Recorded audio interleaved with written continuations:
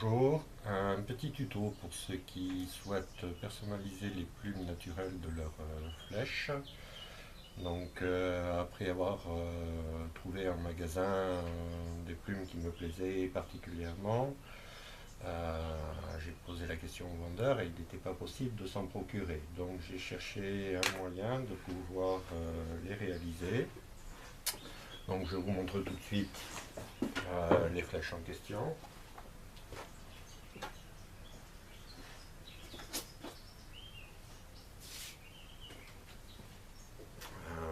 Voilà, donc il s'agit de flèches ninja sur des fûts bois que je trouvais particulièrement jolies. Bon, a priori, on ne peut pas les trouver dans le commerce, donc à partir de là, j'ai réfléchi à la façon d'en fabriquer. Donc, en fait, c'est relativement simple. J'ai acheté des plumes naturelles de grande taille, des plumes entières, de différentes sortes. Donc là, vous n'avez pas les plumes entières, hein, ça n'en est qu'une partie. J'ai déjà tapé dedans pour réaliser quelques systèmes de gabarit que je puisse mettre en pression, de manière, éventuellement au cutter ou voir avec autre chose, pouvoir faire ma découpe sans que les plumes s'écrasent. Donc j'ai réalisé, je vais vous expliquer comment après quelques modèles. Donc voilà, une forme qui me plaisait, de plumes. Donc en fait, je l'ai faite en double, cette forme-là. Voici l'autre partie. Et donc je vais mettre ces deux parties-là en presse, avec une pince étau, ou carrément sur un étau, peu importe. Et à partir de là, une fois que tout sera bien en presse, normalement les plumes ne devraient plus s'écraser. Et je vais donc faire un essai pour voir si ma coupe est propre. Une forme comme ça. Voilà. Donc si je me base sur ce modèle-là, eh ben, je vais le découper et avec simplement un bâton de colle UU, je vais le découper, enfin prendre la forme que j'aurais découpée et la coller sur un morceau de bois. Alors, en termes de choix du bois, voilà, moi j'ai pris des chutes. Donc ça c'est un morceau d'Isorel dont on peut se procurer des petits morceaux comme ça sur des cagettes de fruits à légumes, enfin que de la récupération quoi. Alors l'avantage de l'Isorel c'est qu'au niveau de la chaleur, ça va être beaucoup plus résistant. Si mon gabarit je le faisais dans du contreplaqué, vu qu'après pour la découpe je vais finalement opter pour une solution thermique, mon gabarit s'userait trop rapidement. Là j'en ai réalisé une autre forme encore. Voilà, j'en ai pas d'autres sous la main. Et par contre ça me permet de réaliser donc différentes sortes de plumes. Donc en fait, voilà le produit fini. Donc ça c'est la forme que je vous montrais tout à l'heure. Donc le gabarit en double exemplaire, je viens passer ma plume, je serre avec la pince étau ou l'étau et je fais ma découpe. Mes premières expériences au cutter n'ont pas été très réussies et donc j'ai fini par trouver la solution, c'est de travailler avec un pistolet à souder. Voilà, tout ce qui est thermique. Je vais faire comme je vous le disais tout à l'heure, positionner mon gabarit des deux côtés de manière identique pour que ça soit bien régulier. Une fois que mon gabarit sera bien serré et que mon fer sera bien chaud, en y allant doucement, je vais faire fondre la plume naturelle en suivant le contour de mon profil. Et vous verrez qu'on obtient des résultats relativement propres, comme je vous le montrais. Donc j'en ai plein de séries comme ça, vous voyez. On peut travailler également sur d'autres formes. Là, ça vous donne la liberté de faire un petit peu toutes les plumes que vous souhaitez.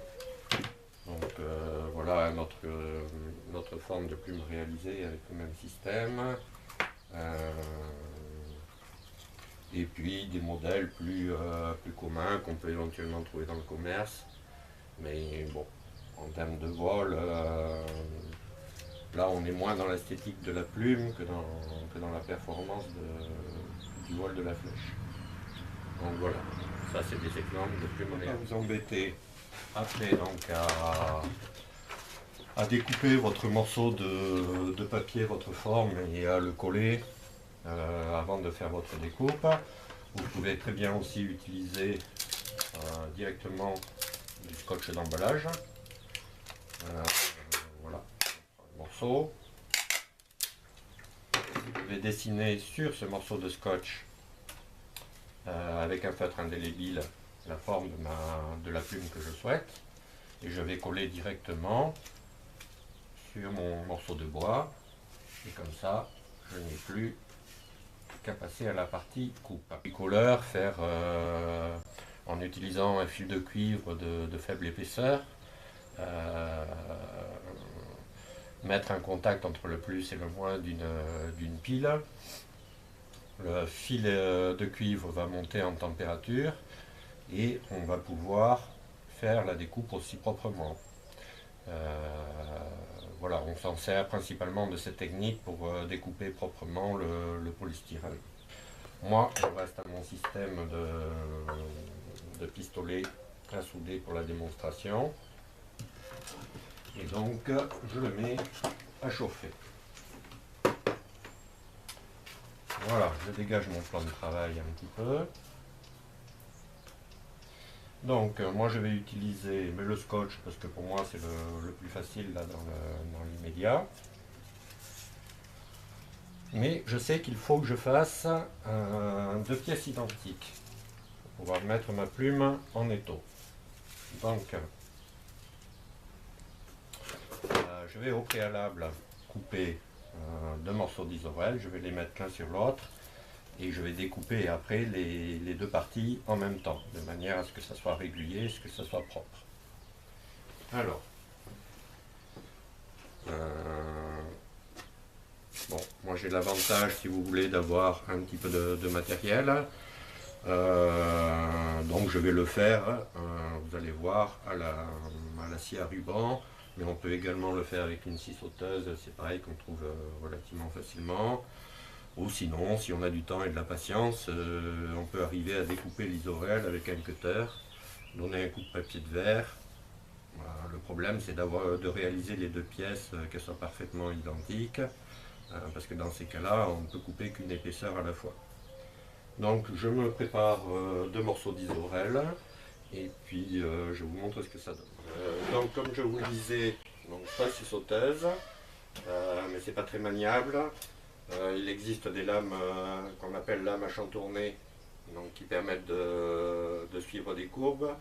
Et donc le principe c'est que la lame est beaucoup moins large que ce type de lame qu'on trouve standard dans le commerce. Donc c'est des lames qui font a priori la moitié de la largeur de celle-ci. Ça permet de pouvoir faire des contours assez précis au niveau des découpes. Bon, moi je ne vais pas m'embêter. Au moment, il s'agit simplement d'obtenir deux morceaux d'isorel. Donc,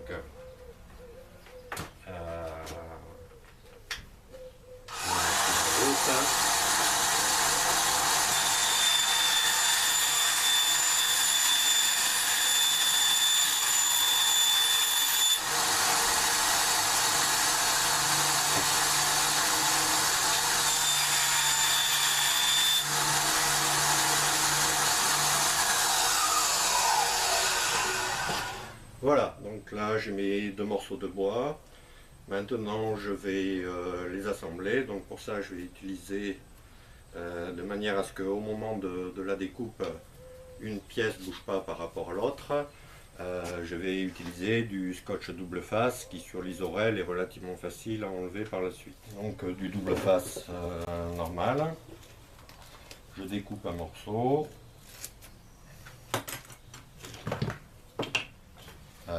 Donc je positionne le double face sur la première partie de mon morceau d'isorel.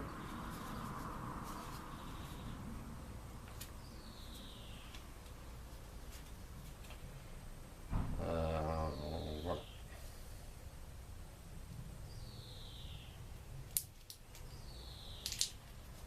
Une fois que ça c'est fait, j'enlève l'autre partie et donc j'assemble en mettant le côté propre, les bords bien propres, parce que ma découpe je l'ai faite un petit peu au hasard, donc je prends les deux bords qui étaient propres de ma plaque et je les assemble de manière à ce qu'ils correspondent bien.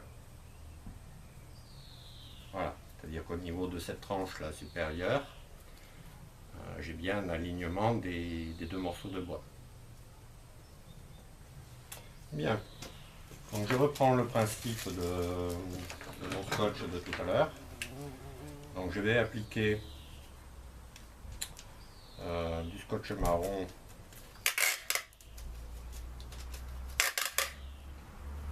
sur mon morceau. Je le repositionne pour qu'il soit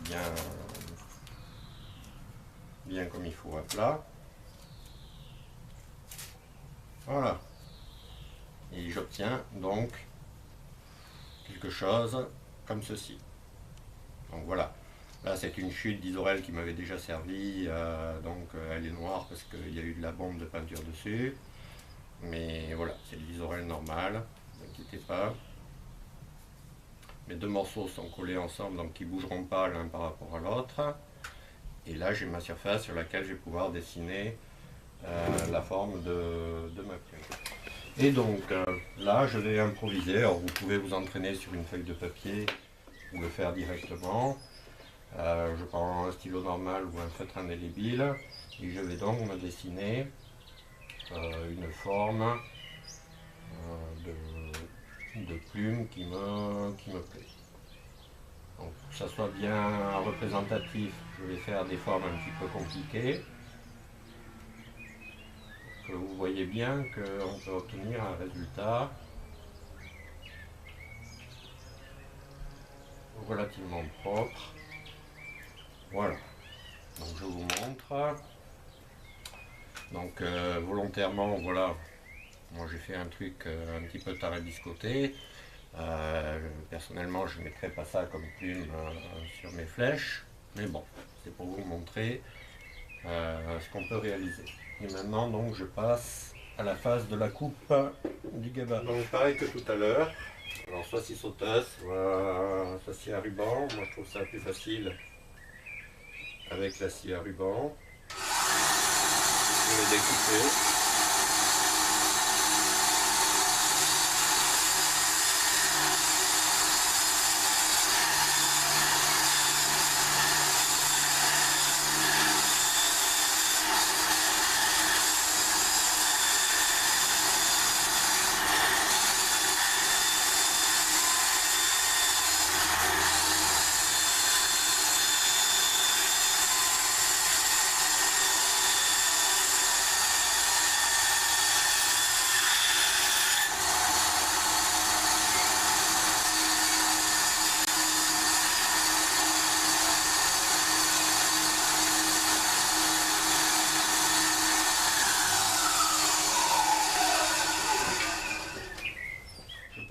Positionne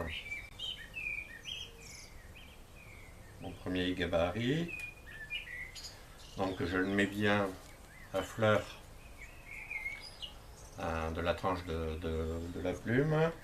De l'autre côté je fais pareil, je m'assure que des deux côtés je sois exactement voilà, dans la même position.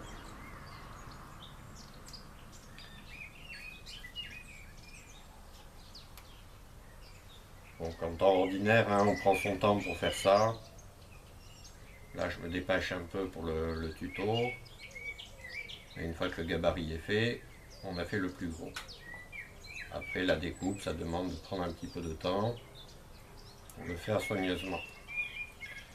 Donc voilà, et je vais serrer donc les deux pièces ensemble avec la pincetto. Donc, pinceau, ça se règle. Hein. Voilà. Ah, ma pièce ne bougera plus. Je me suis assuré quand même que les plumes étaient relativement bien à leur place au moment du serrage, de manière à ce que ça ne me fasse pas des trous après dans la plume. Donc ce type de fer à souder, ça se met surtout en chauffe quand la petite lumière est allumée, c'est-à-dire qu'on a appuyé sur la gâchette. Donc il faut attendre quelques secondes que ça monte en température.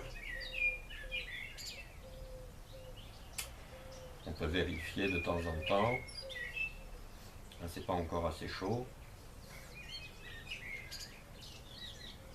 Le but, c'est que ça vienne fondre la plume naturelle avant que le poil ait le temps de se courber et de bouger. Donc, je refais un essai. Voilà, là, ça va déjà beaucoup mieux. Donc, je commence par une extrémité.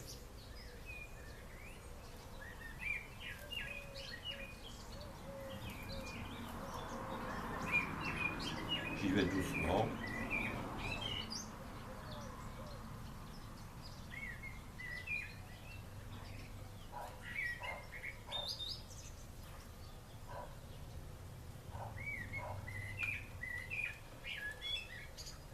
Bon, l'odeur, hein, c'est comme un petit peu si on se brûlait les cheveux ou les poils du bras.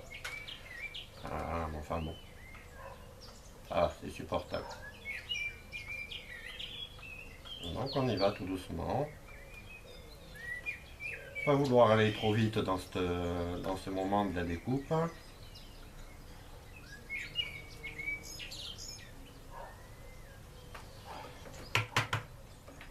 Moi j'aime bien voilà, faire les deux extrémités et pas arriver à contresens. Donc j'ai commencé d'un côté, je finis par l'autre en revenant en arrière. Voilà, je m'assure que tout est bien lisse.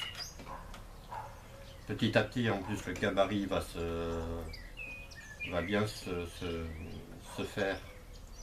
Parce que vous allez voir quand même que le bois a un petit peu noirci. Voilà. Ça, dès que je le relâche, normalement, ça va commencer à refroidir. Je desserre l'ensemble de ma pièce. Voilà. Et j'obtiens donc une plume. Alors là, bon, c'est des chutes. Hein. Là, j'avais pas tout à fait mis les pièces l'une en face de l'autre. Donc j'affine un petit peu avec un dernier petit coup de ciseau. Mais sinon, voilà. J'avais un gabarit, j'ai ma plume. Je n'ai plus qu'à répéter l'opération 3 fois ou le nombre de fois qui vous est nécessaire. Je peux alterner les couleurs de manière à conserver une plume de coque. Mais voilà, sinon, mon montage est fini. Là, vous voyez que les bords ont noirci un tout petit peu. Ça aurait été du contreplaqué, il l'aurait brûlé encore plus facilement et plus rapidement. Donc cette partie-là, elle va pouvoir me servir pour faire voilà, 50, 60 plumes, autant de fois qu'on veut. De toute manière, je rappelle qu'au départ, il s'agit d'isorel de récupération, qu'on peut trouver sur des cagettes ou sur assez facilement, sur des emballages. Qu'il m'a fallu un petit morceau de scotch double face, un petit morceau de scotch marron ou une feuille de papier pour faire ma forme avec de la colle UU. Bref, vous pouvez faire avec uniquement de la récupération. Les plumes entières dans le commerce ne sont pas très chères, donc vous pouvez, voilà, même si vous ratez sur une ou deux plumes, c'est pas très grave, ça coûte quand même moins cher d'utiliser ce système-là que de les acheter toutes faites. Et surtout, ça vous ouvre la possibilité de faire toutes les formes qui vous plaisent. J'en fais une seconde pour vous montrer à nouveau la méthode que j'ai utilisée. Donc voilà, je viens me mettre en serrage.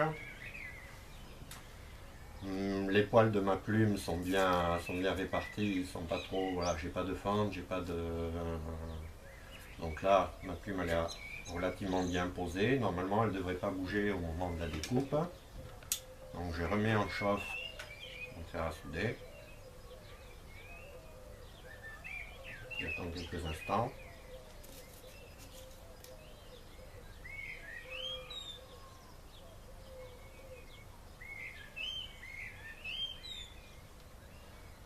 Et je commence par une extrémité.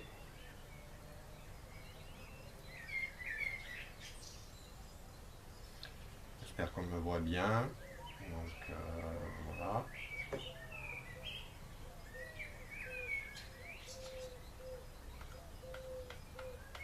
S'il faut, j'insiste un petit peu et je repasse plusieurs fois au même endroit.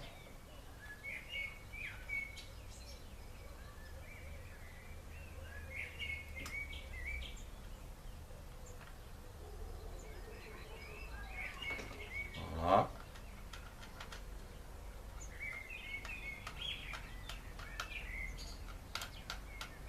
Comme je le disais tout à l'heure, après j'attaque par l'autre côté.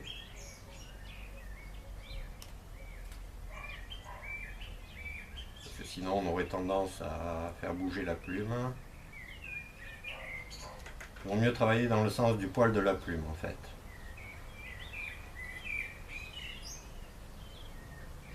Voilà, la finition. Bon, là c'est pas extra, là, ma pièce n'était pas bien calée tout à fait comme il faut. Mais bon, c'était juste pour vous montrer le principe.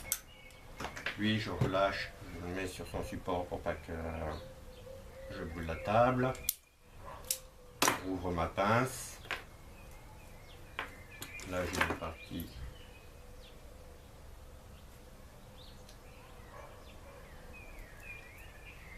Après c'est des petites finitions au ciseau. S'il y a eu un petit écart, pour pas gaspiller quand même, on essaye de rattraper la chose. Donc voilà, première plume. Donc là pour le moment voilà, elle est pas, comme elle n'est pas à plat, voilà. Au final ça doit faire ça. Ça doit faire ça. Donc toujours en utilisant ce gabarit.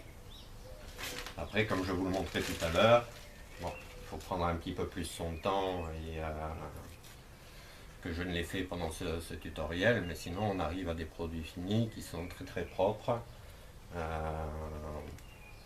On respecte des largeurs, vous voyez que la plume, je travaille toujours quand même sur une largeur où j'ai suffisamment de place pour poser ma colle. Voilà, donc 3 plumes, 3 couleurs. Donc je peux me faire un assortiment comme ça, sur des flèches. Bon, ça c'est des flèches que je me suis déjà... Enfin c'est un gabarit que j'ai déjà utilisé. Au niveau du vol, il n'y a aucun problème.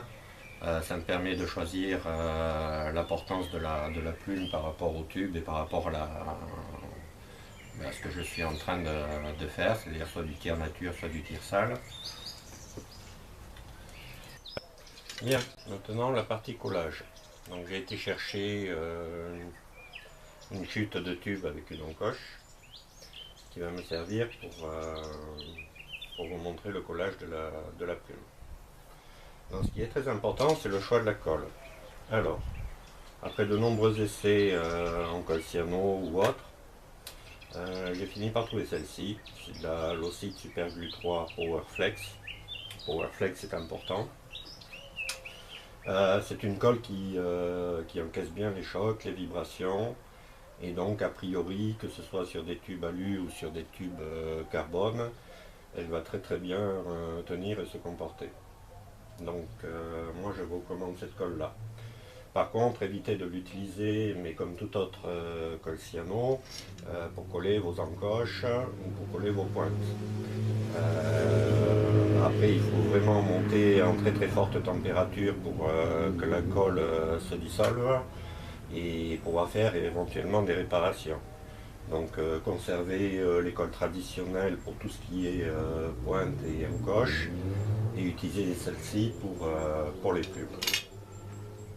Voilà, donc après il va vous falloir une empenneuse. L'empenneuse, je suppose que vous connaissez son fonctionnement. Donc voilà, la flèche va venir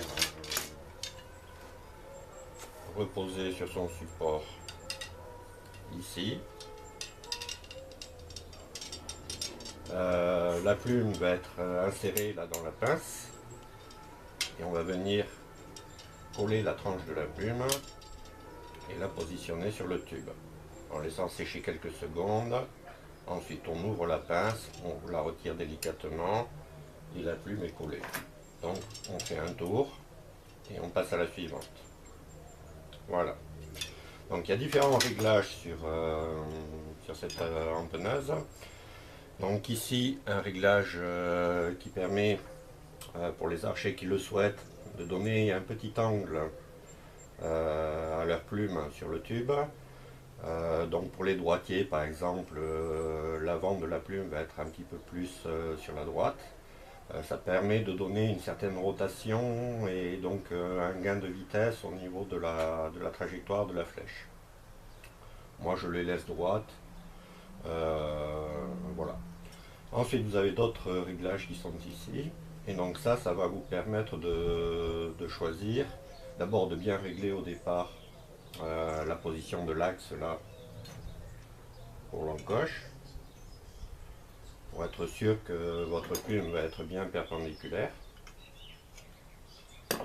Et ensuite vous avez la possibilité de régler la machine soit pour de la pose de plume sur tube compound, soit pour de la pose de plume pour flèche art classique.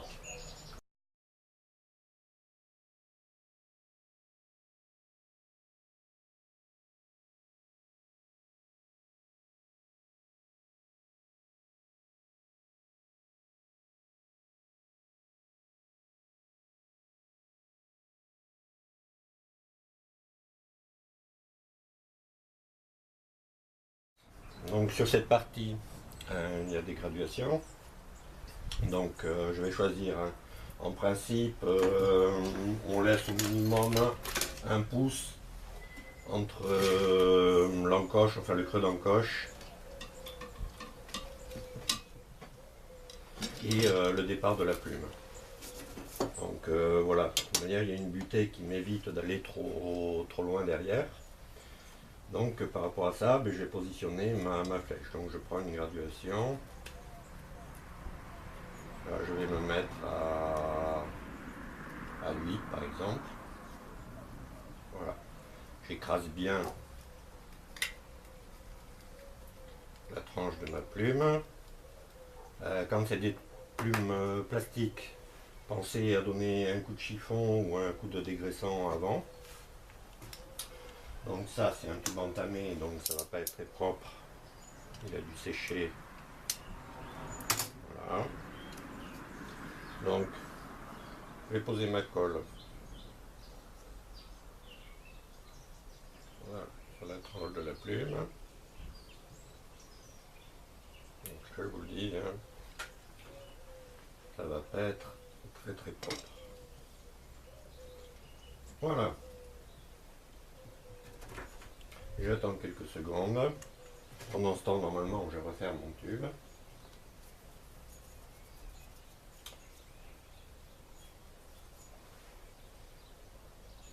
Inutile de mettre trop de pression, hein, sur le tube.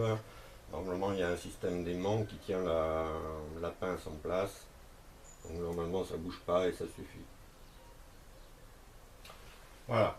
Une fois que ça a commencé à sécher un petit peu, on enlève la pince et on peut commencer à préparer pour la plume suivante. Voilà, c'est aussi simple que ça. Donc je vous rappelle, pour moi ce qui est important, c'est le type de colle choisi. Sur vos plumes, travaillez toujours dans une partie de la plume qu'il y a suffisamment de largeur là sur la tranche pour pouvoir poser votre colle proprement. Il suffit de quelques secondes pour que ça sèche. Moi je vous conseille d'attendre quand même 5-10 minutes pour l'utiliser vraiment avec votre arc. Donc moi je positionne mon encoche comme pour un arc à poulie. Donc voilà, ma plume est là, la première plume est posée, il me reste à poser les deux autres. Voilà, et bien écoutez, ce tuto est fini. J'essaierai de vous en faire d'autres à l'occasion sur d'autres activités qui tournent autour du tir à l'arc. A bientôt.